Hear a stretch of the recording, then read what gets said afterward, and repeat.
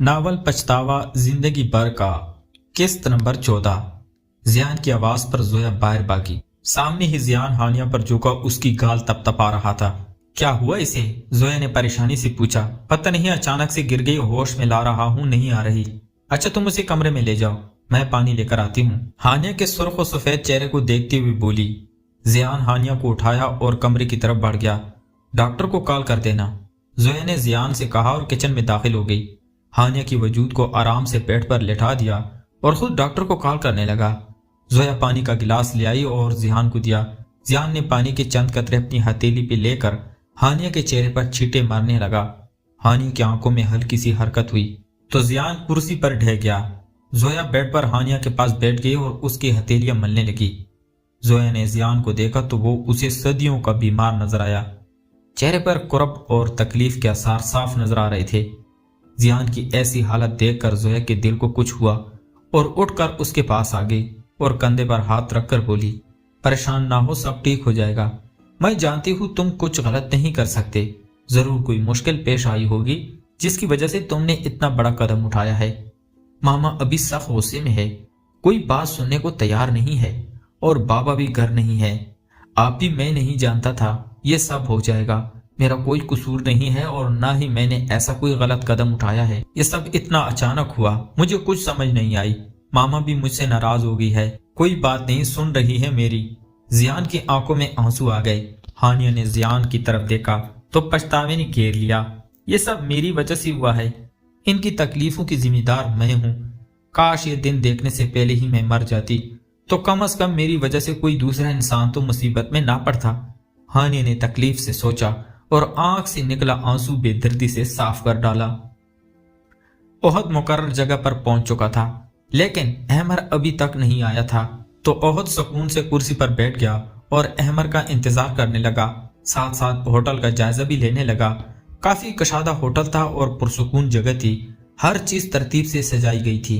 ओहद को कुर्सी पर बैठा देखकर एक वेटर उसके पास आया और ऑर्डर का पूछा। मौसम की तब्दीली से ठंड महसूस हो रही थी, इसलिए ओहद ने कॉफी ऑर्डर कर दी और खुद अहमर का इंतजार करने लगा। आप गालिबन ओहद साहब हैं। अभी 10 मिनट ही गुजरे थे जब ओहद को पीछे आवाज सुनाई दी। ओहद ने मुड़कर देखा तो सामने एक खूबसूरत नौजवान खड़ा था। जी, मैं ओहद ही हूँ, ओहद ने अपना नाम की तस्दीक करवाते हुए कहा। और मैं अहमर, माजरत के साथ थोड़ा लेट हो गया। अहमर हाथ मिलाते हुए बोला, कोई बात नहीं, आप बैठिए। ओहद ने चेयर की तरफ इशारा करते हुए कहा, कैसे हैं आप? अहमर ने पूछा। शुक्र है अल्लाह का, मैं ठीक हूँ। माजरत आपको तकलीफ दी, दरअसल बात ही कुछ ऐसी थी। ओहद ने बराह रास्त गुफ्तगू का आगाज किया। और क्या लेंगे, ठंडा या गरम? ओहद ने बैठे हुए पूछा।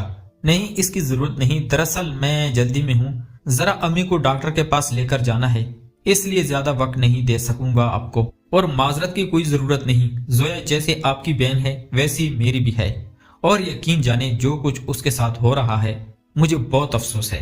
अहमर की बात पर ओहद ने गहरा सांस लिया और बोला, क्या आप मुझे तफसील से सब बता सकते हैं, ये सिलसिला कब से है? ओहद की बात पर अहमर ने तफसील से बताना शुरू किया। यह सिलसिला बहुत पुराना है। रानिया नाम की लड़की है जिसे प्यार से हारिस रानी कहता है, और ये लड़की हारिस के दोस्त रजा की बहन के स्कूल में पढ़ती थी।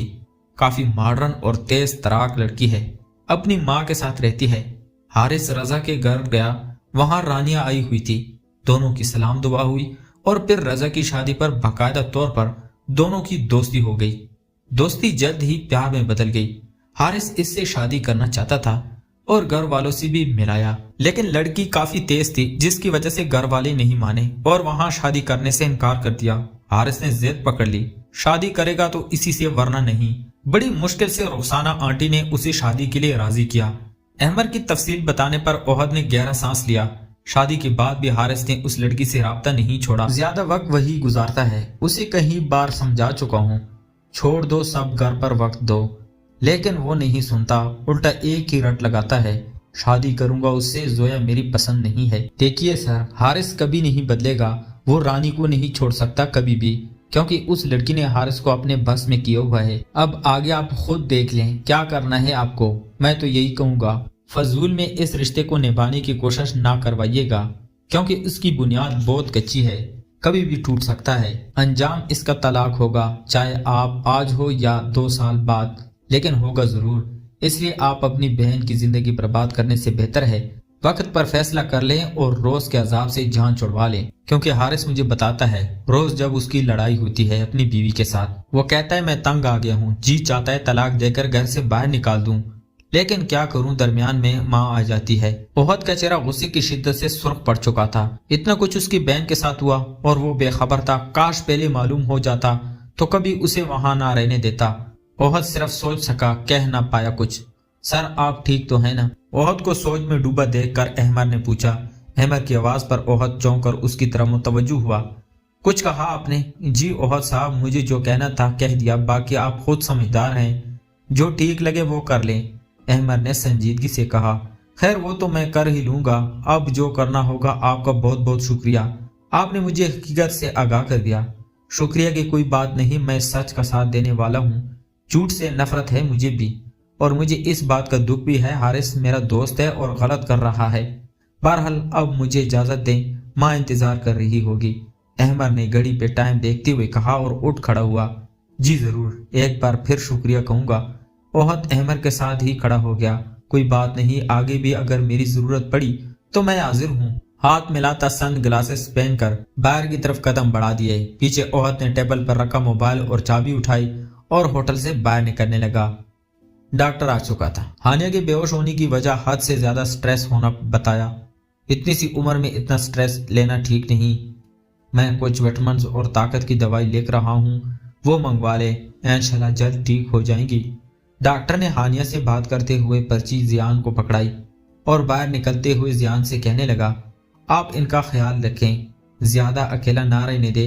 जितना अकेला रहेगी परेशान होगी और फजूल की सोचें आएंगी, जिसकी वजह से तबीयत खराब हो जाएगी मजीद। जियान डॉक्टर का बैग उठाए हौले हौले साथ चल रहा था। जी मैं ख्याल रखूंगा। इसके अलावा कोई हदायत? सवालिया नजरों से देखते हुए पूछा। नहीं बेटा, अभी उसके लिए यही बहुत है, डॉक्टर ने मुस्कुरा कर कहा और इजाजत लेकर रुखसत हो गया। पीछे काफी देर तक जियान परेशान सा हाथ में पर्ची देखता रहा और फिर जेब से बाइक की चाबी निकालकर दवाई लेने चला गया। हारिस ने घड़ी पर वक्त देखा, जहां दिन के 4 बज चुके थे और जोया अभी तक वापस नहीं आई थी। जा जाके ले आ हारिस पुत्र जोया को। रुखसाना ने खामोश बेटे हारिस को देखकर कहा, नहीं, वो खुद गई है, खुद ही आएगी, मैं उसे लेने नहीं जाऊंगा। तो शायद भूल रहा है, उसे तुमने खुद कहा था यहाँ से चली जाओ, वो इसलिए चली गई है। हारिस पुत्र, मैं नहीं चाहती तुम्हारा घर उजड़ जाए, इसलिए जाओ और उसको ले आओ। वो तुम्हारी बीवी है और मियाँ बीवी में 100 बातें हो जाती हैं, पर ऐसे घर नहीं उजाड़ते पुत्र। और फिर फातिमा की शादी भी करनी है। ऐसे में अगर उसके ससुराल में बात चली गई तो बदनामी होगी। बस कर दे अम्मी, नहीं रहना चाहता मैं अब उसके साथ, तंग आ गया हूँ उससे। रुखसाना के समझाने पर हारिस भड़क उठा। आज शाम तक का वक्त दिया है, आ गई तो ठीक, वरना कल सुबह तलाक का नोटिस भिजवा दूंगा। मैं अब मजीद नहीं रखना चाहता उसे, मैं जल्द रानी से शादी करने लगा हूँ। हारिस गुस्से से बोलता खड़ा हो गया। क्या बकवास कर रहे हो तुम? ऐसा किया तो अच्छा नहीं होगा। रानिया का नाम सुनकर रुखसाना भड़क सी गई। तो शायद भूल रहा है वो अकलौती बहन है और तू दामाद है उनका। जोया के जरिए उनकी दौलत हासिल कर सकता है और रानी के साथ शादी करके क्या मिलेगा? खाली हाथ ही रहेगा। अभी सब्र से काम ले, जब सारा माल हाथ आ जाए फिर बेशक तलाक दे देना। फिर अभी चुप कर जाओ और ले आओ उसे। जब माल हाथ आ गया तब भले रानी से शादी कर लेना। रुखसाना दिल में पत्थर रखकर बोली। हारिस ने माँ को शक की निगाह से देखा। ऐसे क्या देख रहा है? सच कह रही हूँ, मेरी बात मान ले और जाके ले आओ उसे। रुखसाना की बात पर हारिस ने गहरा सांस लिया। अब जाओ और ले आओ उसे, रुखसाना ने हारिस को देखते हुए कहा। तो हारिस सर हिलाकर बाहर निकल गया, लेकिन जोया को लेने नहीं बल्कि रानी के पास जाने के लिए, क्योंकि रानी ने कह दिया था अगर जोया वापस आई तो वो हारिस को हमेशा के लिए छोड़ देगी।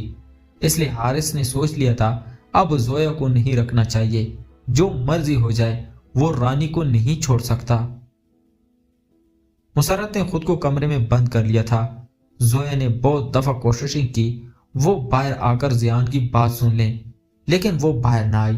थक हार कर जियान सर पकड़कर बैठ गया। तुम परेशान ना हो, बाबा आने वाले हैं, वही बात करेंगे मामा से। तुम जाओ और जाकर फ्रेश हो जाओ, मैं चाय बनाती हूँ, जोया ने हौसला देते हुए कहा। जोए की बात पर जियान उठकर अपने कमरे में आ गया। सामने ही बेड पर हानिया सो रही थी, जिसे देखकर जियान का गुस्सा मजीद बढ़ गया और गुस्से से अलमारी खोलता कपड़े लेकर बाथरूम चला गया। बाथरूम का दरवाजा जोरदार आवाज से बंद हुआ। आवाज से हानिया डर गई और नींद टूट गई। खौफ से कमरे में चारों तरफ देखने लगी। बाथरूम से शावर की आवाज आ रही थी। हानिया समझ गई अंदर है कोई, इसलिए खुद पर हावी खौफ से बाहर निकलने लगी और बेड से नीचे कदम रखकर उठना चाहा। साइड टेबल पर जियान की तस्वीर पर नजर पड़ी, जिसमें वो मुस्कुरा रहा था। ओ तो ये कमरा जियान साहब का है, इसलिए मुझे यहाँ देखकर मजीद गुस्से में आ गए और दरवाजा बंद किया। मुझे यहाँ से चले जाना चाहिए। मैं यहाँ आकर इनके लिए मजीद परेशानी का सबब नहीं बनना चाहती। हानिया खड़ी हो गई और सोफे पर पड़ी अपनी चादर उठाई और अच्छे से लपेटकर एक नजर बाथरूम के बंद दरवाजे को देखा और कमरे से बाहर निकल गई। जोया किचन में चाय बना रही थी, इसलिए हानिया को बाहर की तरफ जाना देख ना पाई। हानिया ने खामोशी से पूरे लाउंज पर एक नजर डाली और बाहर की तरफ कदम बढ़ा दिए। बहुत अहमद से मिलने के बाद सीधा दोस्त की तरफ चला गया। हारिस का सारा डेटा निकलवाने के लिए ओहद ने फैसला कर लिया था। वो अब हारिस को बेनकाब करके रहेगा सबके सामने। दोस्त से मिलने के बाद ओहद घर आ रहा था जब रास्ते में फरूक साहब की कॉल आई। कहाँ हो बेटा? बाबा घर जा रहा हूँ, खैरियत कुछ चाहिए तो नहीं?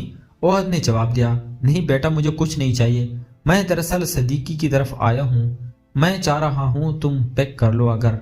जी बाबा मैं थोड़ी देर तक आपके पास पहुंचता हूँ, ओहद ने कहकर फोन बंद कर दिया। सदीकी साहब फरूक के बहुत गहरे दोस्त थे। आर्मी में दोनों साथ ही रहे और रिटायर भी साथ ही हुए।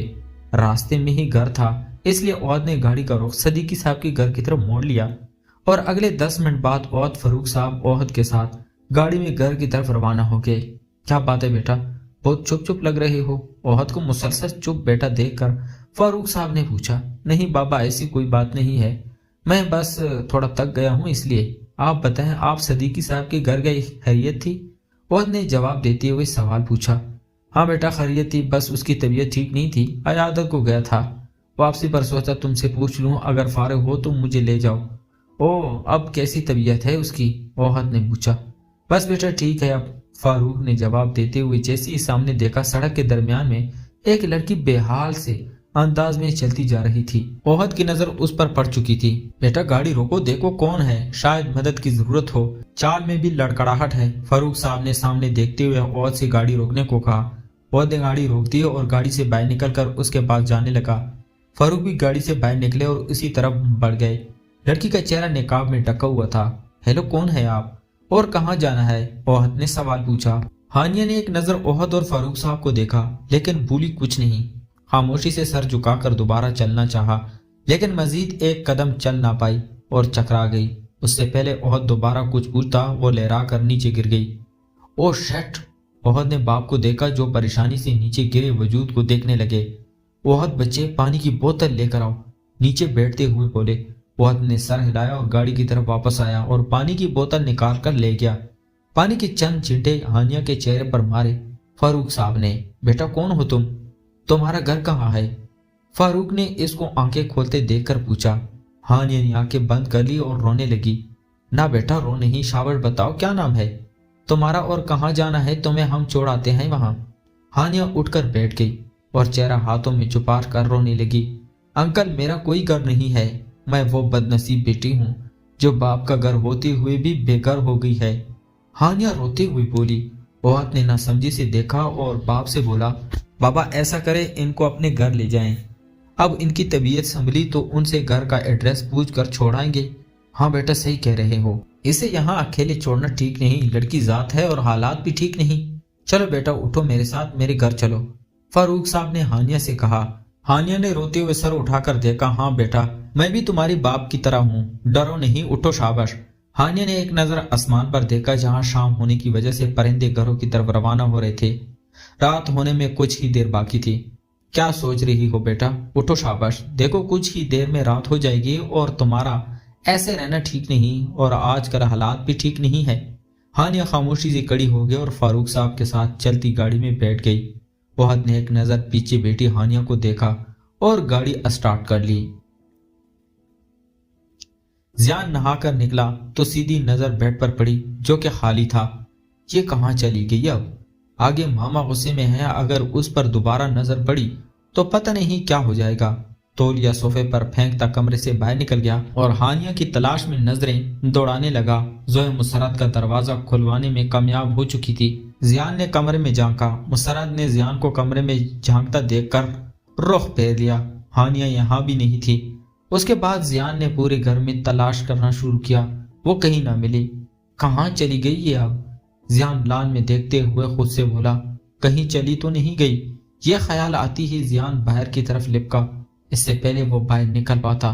फारूक साहब को हानिया के साथ घर में दाखिल होता देखकर हैरान रह गया। साथ ही ओहद भी दरवाजे से अंदर दाखिल हुआ। कहाँ चली गई थी तुम? पूरा घर ढूंढ लिया, कहीं नहीं मिले। जियान उसे अपने सामने देखकर बोला। जियान की बात पर जहां फारूक साहब हैरान हुए, वहीं ओहद समझ गया ये लड़की कोई और नहीं, जियान की बीवी है। तुम इसे जानते हो बेटा? फारूक साहब ने जियान से पूछा। तो जियान से मामला संभालना मुश्किल हो गया। कुछ पूछा है तुमसे जियान? जी जी जी, जी बाबा, जियान अटक अटक कर बोला। क्या जी, कुछ पूछा है? बताओ कैसे जानते हो कौन है ये? जियान ने एक नजर ओहद को देखा जो उस हालत से लुत्फ अंदोज हो रहा था और मुस्कुरा रहा था। बताओ, दोबारा पूछा। बाबा वो क्या है वो? जियान को उलझा देखकर बोले, बाबा ये मेरी बीवी है, कल ही हमारा निकाह हुआ है। जियान ने हिम्मत करते हुए सच बोल दिया। क्या कहा? जियान की बात सुनकर शॉक लगा इन्हें। बाबा मैं सब बताता हूँ आपको, आप प्लीज मेरे साथ आएं। जियान ने फारूक साहब को गुमसुम सा देख कर कहा। फारूक ने एक नजर जियान को देखा और फिर हानिया को जो चादर में छुपी हुई थी। बाबा प्लीज, जियान ने हाथ पकड़कर कहा। तो फारूक साहब ओहद के इशारा करने पर लान की तरफ बढ़ गए। साथ ही ओहद बढ़ गया। जियान ने सुकून का सांस लिया और हानिया से बोला, तुम जाओ कमरे में, तुम्हें तो बाद में पूछता हूँ, कहकर लान की तरफ कदम बढ़ा दिए। हानिया ने दुख से लान में जाते जियान को देखा और अंदर की तरफ कदम बढ़ा दिए। तुम मेरी बात कान खोल कर सुन लो, अगर वो वापस आई तो समझ लेना हमारा ताल्लुक खत्म, तुम्हें उसे छोड़ना होगा। रानी गुस्से से बोली। कहाना नहीं आती वापस, तुम क्यों अपना खून जला रही हो? हारिस दिलजुई करते हुए बोला। तो ठीक है, जिस दिन तलाक दे दी उस दिन यहाँ आ जाना, अब जा सकते हो तुम। रानी ने साफ लफ्जों में उसे यहाँ से जाने को कहा। ये तुम मुझे क्या कह रही हो? हारिस हैरान हुआ। तुम्हें कहा है अब जाओ यहाँ से। रानी ने टका कर कहा। अगर ना जाऊं तो क्या कर लोगे तुम? हारिस उठकर बैठ गया। रानिया ने गुस्से से हारिस को देखा लेकिन बोली कुछ नहीं। जब तुम जानती हो नहीं रह सकती मेरे बगैर तो क्यों ऐसी बातें करती है? हाथ पकड़कर बोला। देखो हारिस, रानी ने कुछ कहना चाहा। शश, हारिस ने लबों पर उंगली रखकर खामोश करवा दिया। कुछ मत बोलो, जैसा तुम कहोगी वैसे ही होगा। हारिस ने जब लब उसके हाथ पर रखे हुए थे। सच कह रहे हो तुम? रानी ने बेयकीनी से देखा। हाँ तुम्हारी कसम सच कह रहा हूँ, अब मूड ठीक करो।